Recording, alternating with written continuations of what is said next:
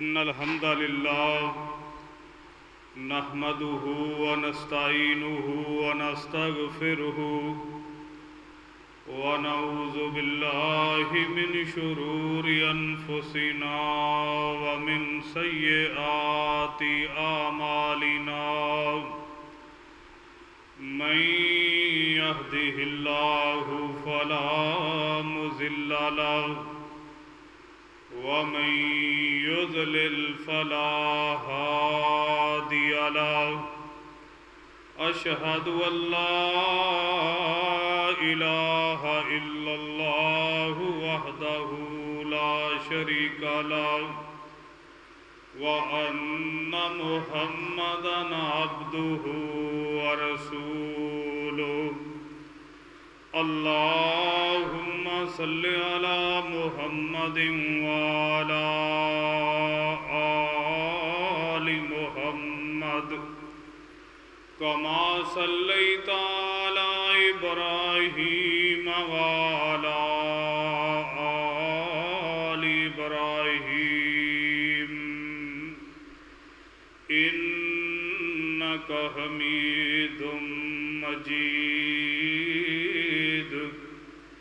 اللهم بارك على محمد وعلى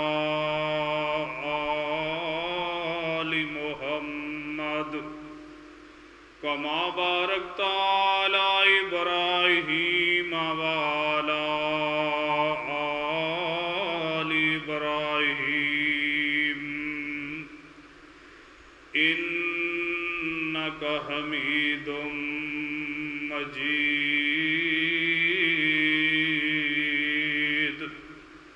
أما بعد فإن أحسن الكلام كلام الله وخير الهدي هدي محمد صلى الله عليه وسلم وشر الأمور محدثاتها وكل محدثة بدعة وكل بدعة ضلالة وكل ضلالة في النار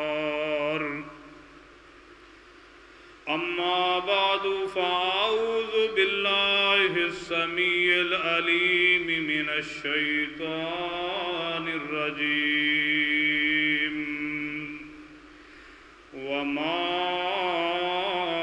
أصابكم من مصيبة فبما كسبت أيديكم ويعفو عن كثير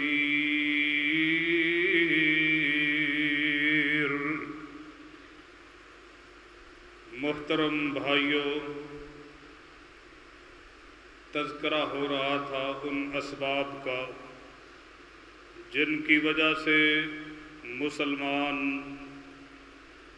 ذلت اور رسوائی کا شکار ہیں۔ 4 اسباب بیان ہو چکے ہیں۔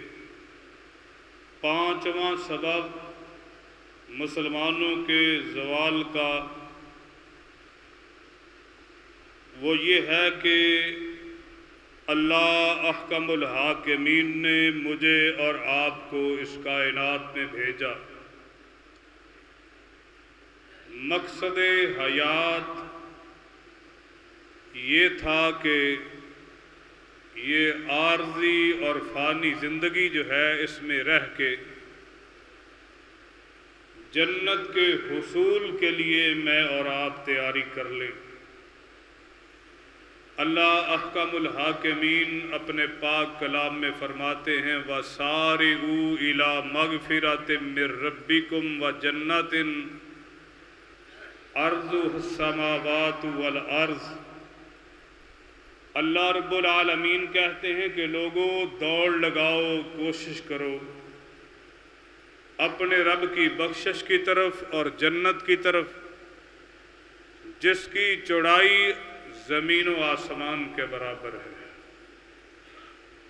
تو آخرت میں کامیابی، جنت کا حصول، یہ مقصد تھا دنیا کمانا یہ ضرورت تھی،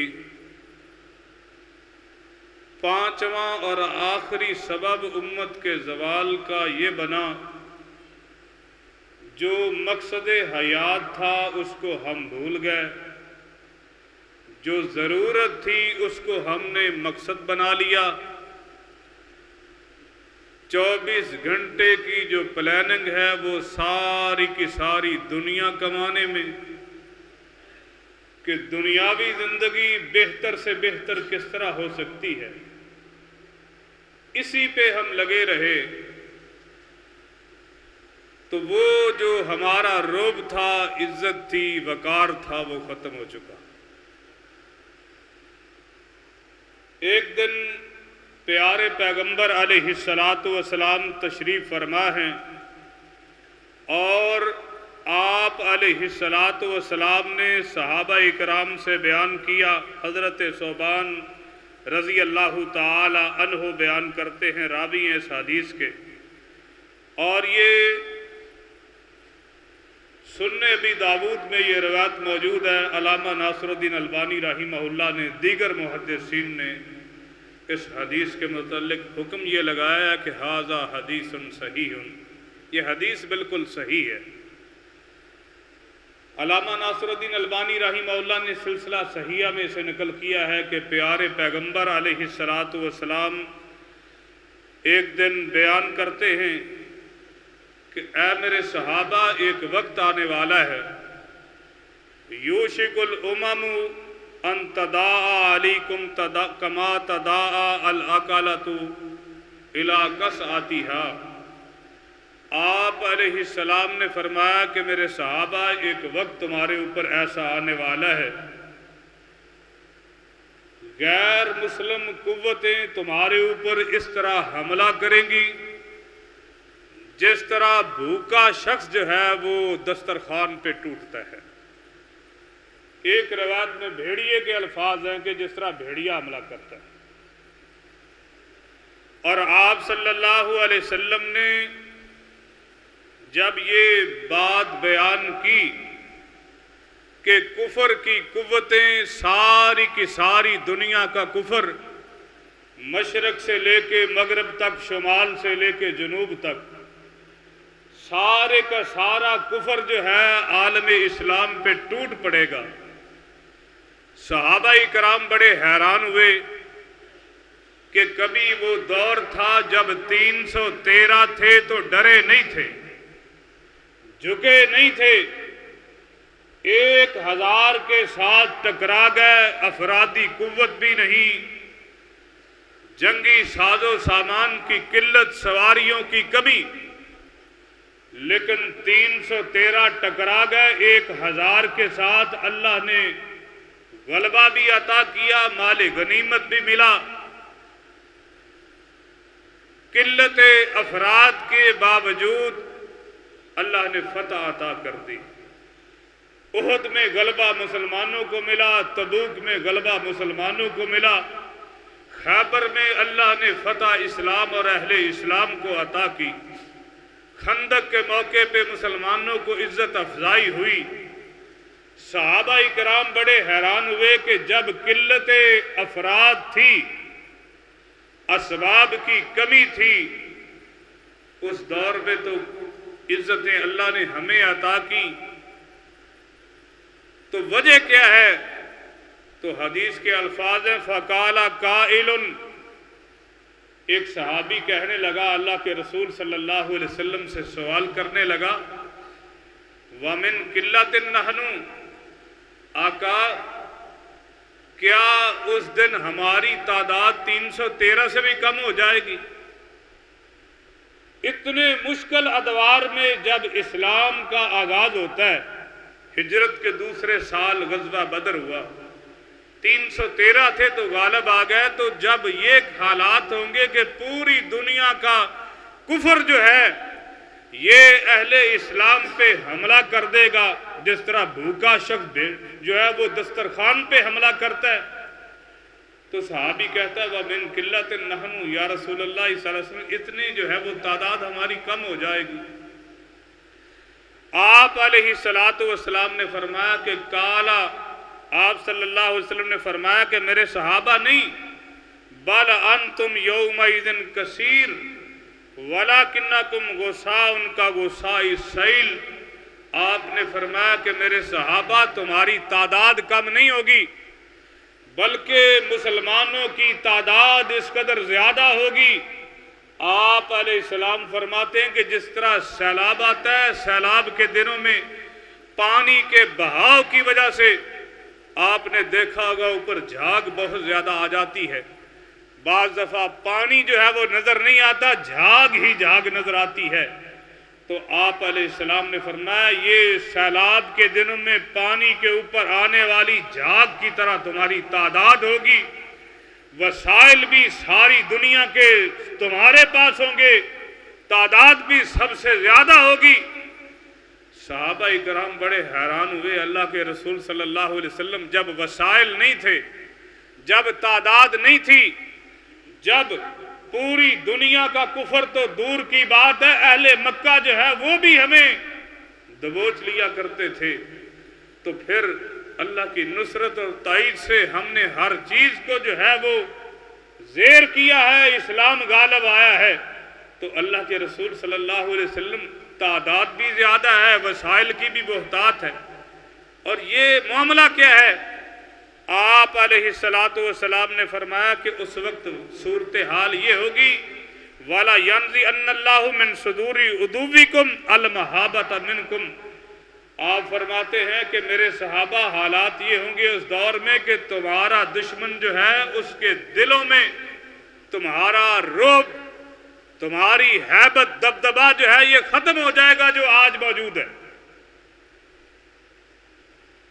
سبب کیا ہوگا؟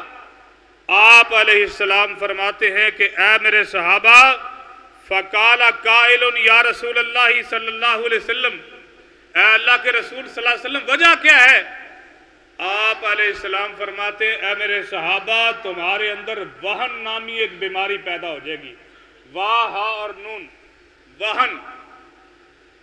تو صحابی کہنے لگا فَقَالَ قَائِلٌ مَلْ وَحْنُ یا رسول اللہ صلی اللہ علیہ وسلم، اے اللہ کے رسول صلی اللہ علیہ وسلم یہ بتلا دیں کہ وہن ہے کیا چیز۔ اب میرے بھائیوں ذرا غور کریے گا، کیا یہ آج حالات پیدا ہو چکے ہیں یا نہیں؟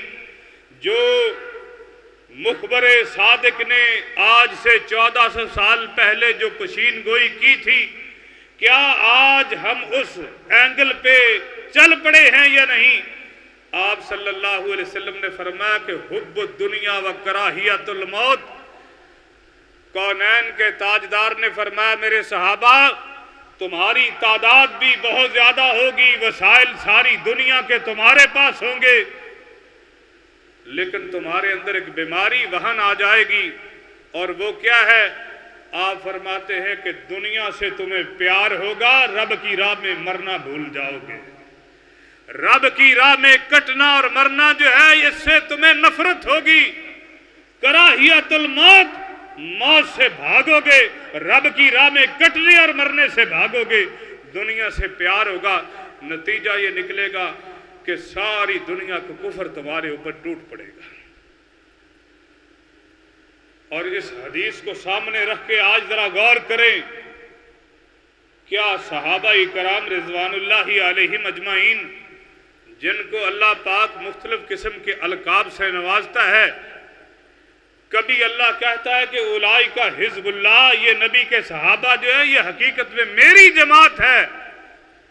جن لوگوں کو اللہ اپنی جماعت قرار دے تھے تو انسان ہی نا، اور صحابہ کرام جنہوں نے اپنا تن من دھن ہر چیز اللہ کے رسول کے لیے قربان کر دیا، مال پیش کرنے کی باری آئی تو مال بھی پیش کیا ہے، جان پیش کرنے کی باری آئی ہے تو جان بھی پیش کی ہے۔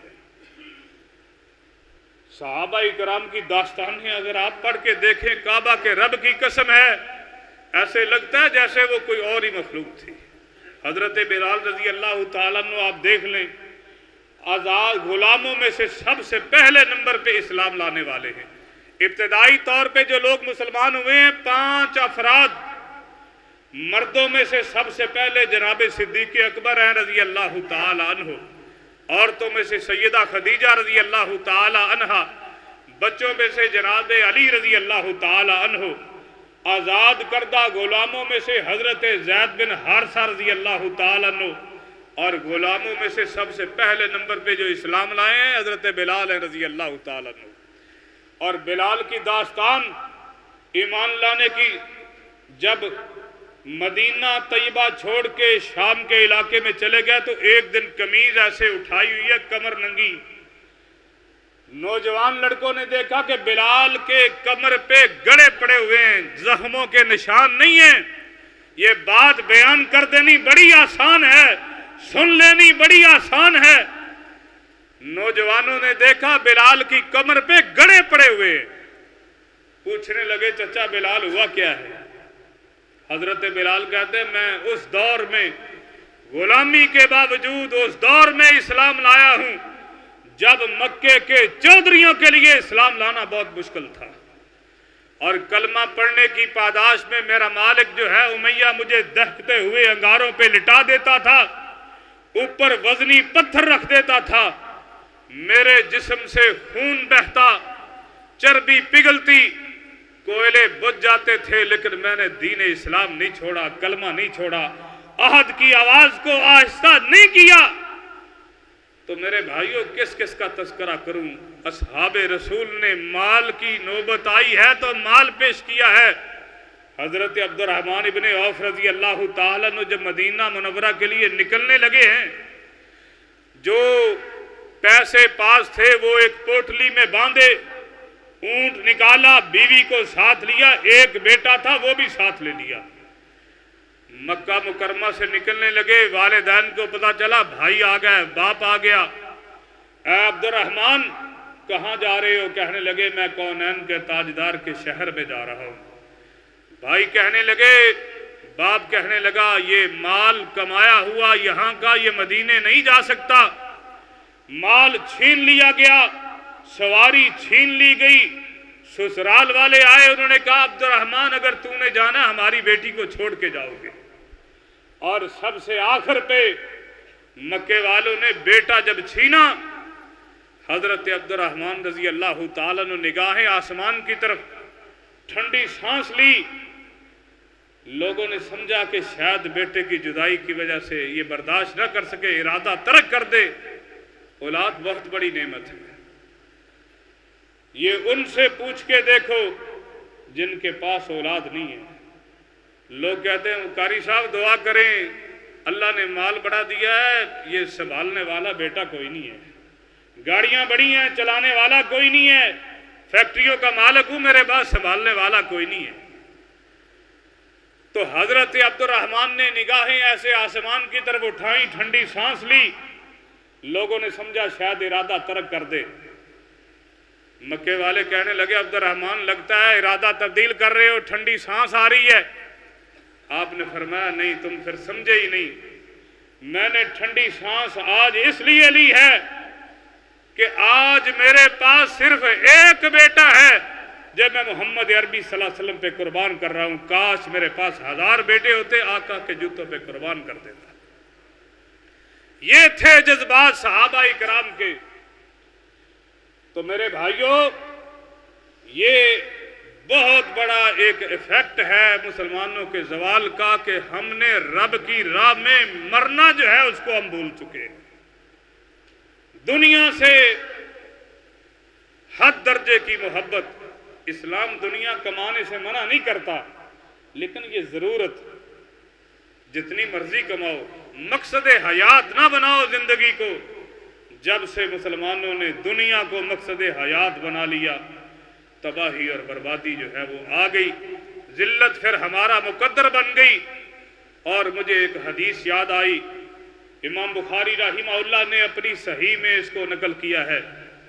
اللہ کے رسول صلی اللہ علیہ وسلم ایک دن تشریف فرما ہیں، آپ علیہ السلام زمین پہ بیٹھے ہوئے ہیں، آپ علیہ السلام نے زمین پہ ایک سکیر شکل کا خط کھینچا، لائن لگائی، اور یہ حدیث جب میں نے अपने हज़रतुल उस्ताद हाफ़िज़ सनाउल्लाह मदनी रहिमहुल्लाह, अल्लाह उनकी कब्र को मुनव्वर फरमाए, जब उनसे ये हदीस पढ़ी तो उस्ताद जी ने हमें यही नक्शा जो है एक कागज़ पे बना के उन्होंने हमें ये हदीस समझाई और उन्होंने ये अल्फाज बयान फरमाए कि उन्होंने जब अपने उस्ताद हज़रत मुहद्दिस रोपड़ी रहिमहुल्लाह से ये हदीस पढ़ी थी तो उन्होंने भी इसी तरह इस हदीस को नक्शे पे समझाया और उन्होंने बयान फरमाया कि 14-15 सिलसिले हैं रसूलुल्लाह सल्लल्लाहु अलैहि वसल्लम तक, और हर सिलसिले में हर उस्ताद ने अपने शागिर्द को ये हदीस जो है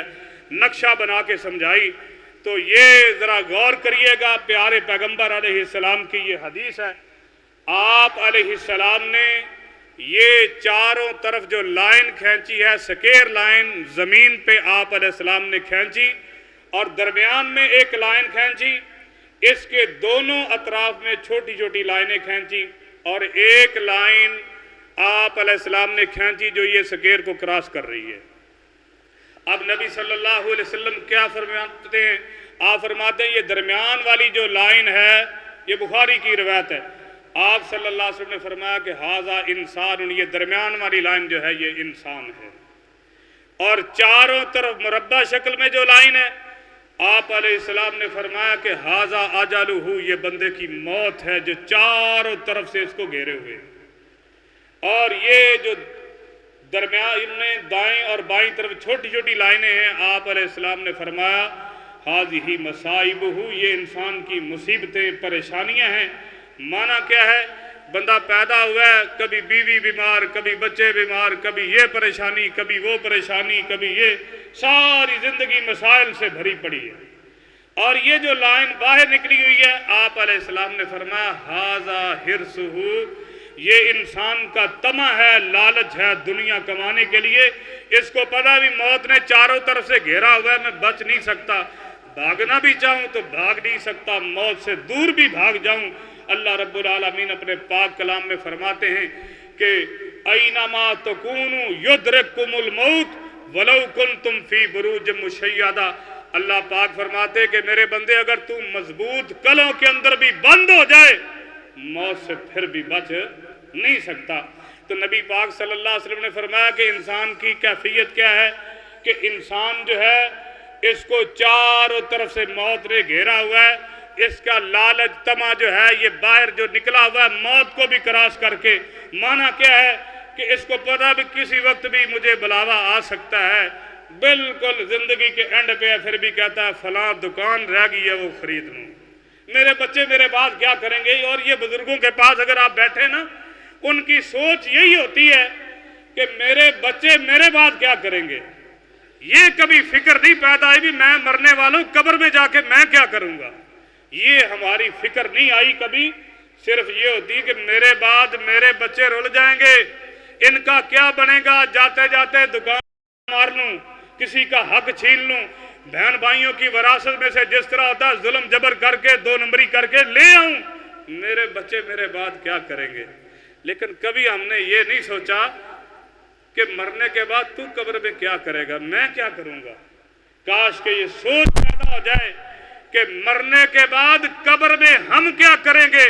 इमाम बुखारी रहिमहुल्लाह ने अपनी सही में रवायत नकल की है, अल्लाह के रसूल सल्लल्लाहु अलैहि वसल्लम ने फरमाया क़यामत के दिन अल्लाह अपने सामने बंदे को खड़ा कर लेंगे, जब तक 5 सवालों का जवाब नहीं दे देगा, अटेंशन हालत में खड़ा होगा, एक पांव भी ऐसे हरकत करने की इजाजत नहीं होगी।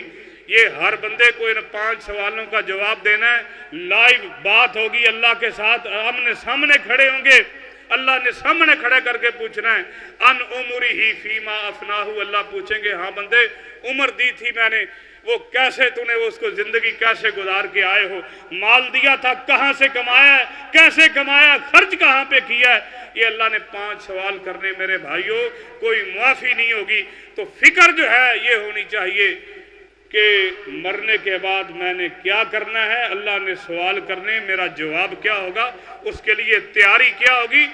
दुनिया कमाने से इस्लाम मना नहीं करता। हजरत अब्दुर्रहमान बिन औफ को देख लें, कितने बड़े मालदार थे। हजरत सिद्दीक़ अकबर कितने बड़े मालदार थे। हजरत उस्मान को आप देख लें, गज़वा तबूक पे के मौके पे 1200 ऊँट बिबा साजो सामान के پیش کیے ہیں.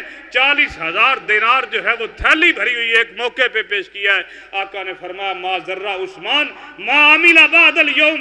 اے عثمان جو آج تو نے خدمت کر دی ہے نا دین اسلام کی، میں محمد صلی اللہ علیہ وسلم ضمانت دیتا ہوں اگر آج کے بعد کوئی بھی نیکی نہ کرے نا مرتے دم تک تو جنتی ہے.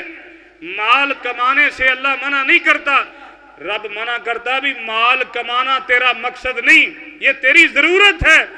مقصد تیرا جو ہے وہ جنت کا حصول ہے، رب کی بخشش ہے، اس کے لیے محنت کرنی ہے. تو میرے بھائیوں یہ امت جو ہے جس دن میں اور آپ اپنا مقصد حیات جو صحیح معنوں میں ہے اس کو سمجھ لیں گے، اس پہ کاربند ہو جائیں گے تو انشاءاللہ وہ دن دور نہیں ہے کہ جب امت جو ہے وہ اپنے پہلے والے غلبے کو، پہلے والے وقار اور عزت کو حاصل کر لے گی. اس کے لیے محنت کی ضرورت ہے، کوشش کی ضرورت ہے کہ حکومتیں نہیں کرتی تو نہ کریں. میں اور آپ اپنی اپنی جگہ پہ انفرادی طور پہ غلبہ دین کے لیے کوشش کریں. یہ جو اسباب 5 بیان کیے ہیں، قرآن سے تعلق جو ہے وہ مضبوط کریں، ایمان باللہ اس کو مضبوط کریں، اللہ اس کے رسول صلی اللہ علیہ وسلم کے احکامات کی مخالفت اس کو چھوڑ دے، مسلکی گروہ بندیوں کو چھوڑ دے، اور 5واں جو ہے زندگی کو ہی، اس دنیا کی دولت کو ہی مقصد حیات نہ بنائیں بلکہ جنت جو ہے وہ مقصد ہو. یہ 5 جو کوتاہیاں ہمارے اندر ہیں اگر ہم وہ دور کر لیں تو انشاءاللہ الرحمن دنیا بھی سنور جائے گی، اگلا جہان بھی بہتر ہو جائے گا. اللہ سے دعا ہے اللہ پاک مجھے اور آپ کو کتاب و سنت پہ قائم رکھے، اللہ خاتمہ ایمان پہ فرمائے. وآخر دعوانا ان الحمدللہ رب العالمین.